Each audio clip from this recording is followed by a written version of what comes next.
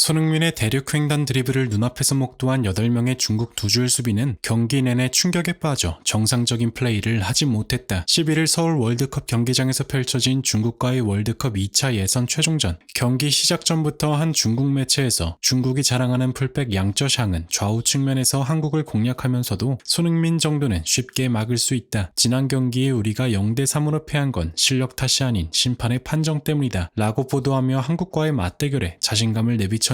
그러나 이 경기를 지켜본 다수의 해외 매체에서는 손흥민이 경기에서 선보인 대륙횡단 드리블 돌파에 14억 중국인은 온몸으로 굴욕을 맛봐야 했다라고 보도하며 손흥민 혼자서 중국 대표팀을 완전히 가지고 놀았다라고 대서특필하고 있습니다. 이번 경기에 대한 다양한 소식과 해외 매체들의 반응, 더 플래닛에서 자세하게 알아보겠습니다.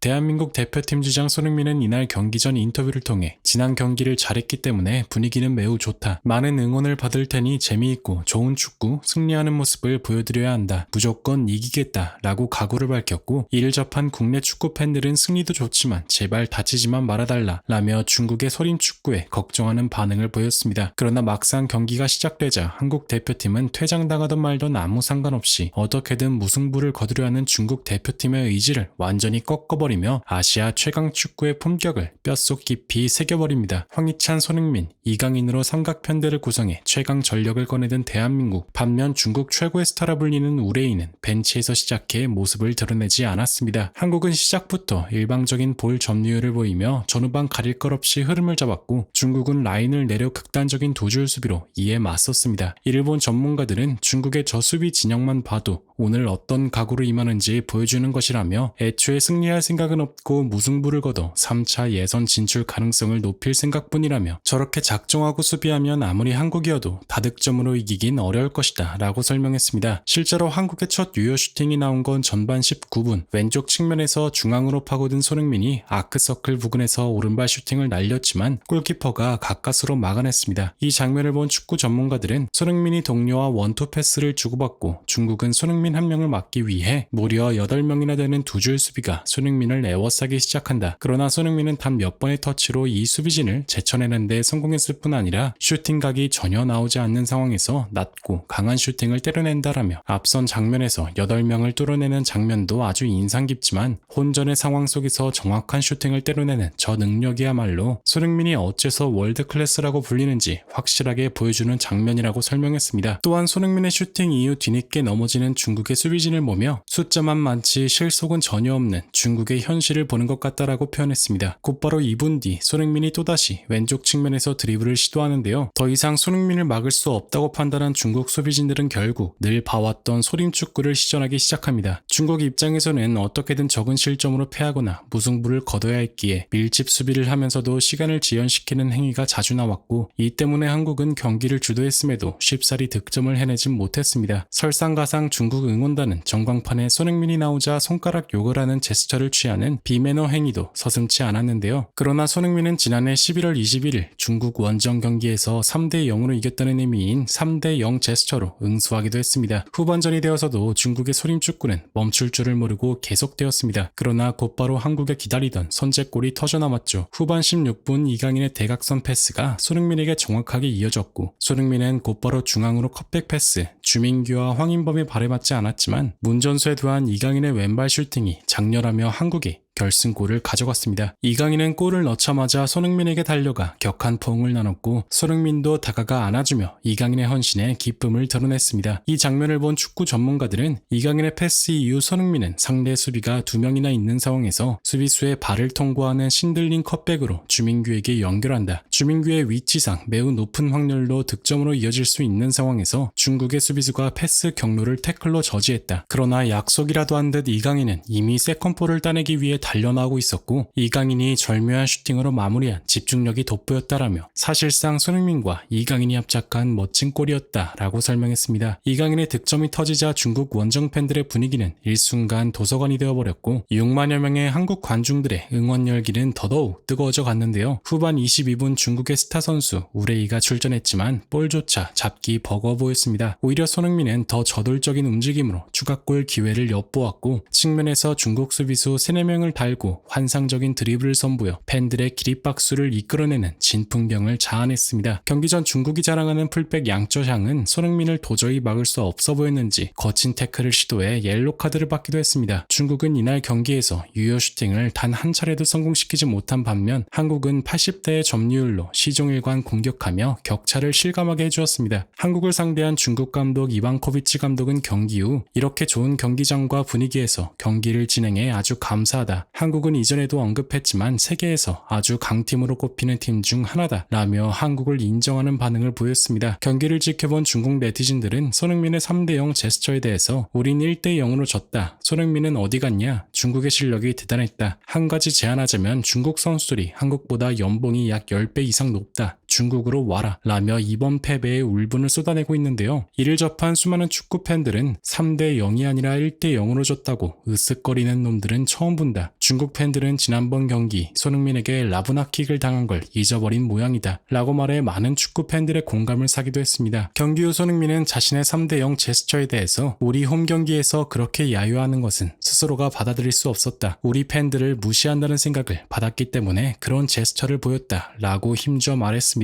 이어 오늘 우리가 좋은 경기를 했다는 것이 무엇보다 중요하며 축구를 하면 이런 일들이 종종 일어나는데 잘 대처하는 것이 중요하다 라고 말했습니다. 경기 후 축구 전문 매체 ESPN에서는 오늘 한국의 경기에서 손흥민은 비록 득점하지 않았지만 거의 모든 공격 상황에서 돋보이는 움직임을 보여주었고 절묘한 패스는 물론 최근 떨어졌다고 평가받는 드리블 능력 또한 여전히 살아있다는 걸 증명했다. 오늘 양팀의 경기로 중국 팬들은 격차를 완전히 실감하게 되었을 것이라 보도했습니다. 지금까지 더 플래닛이었습니다.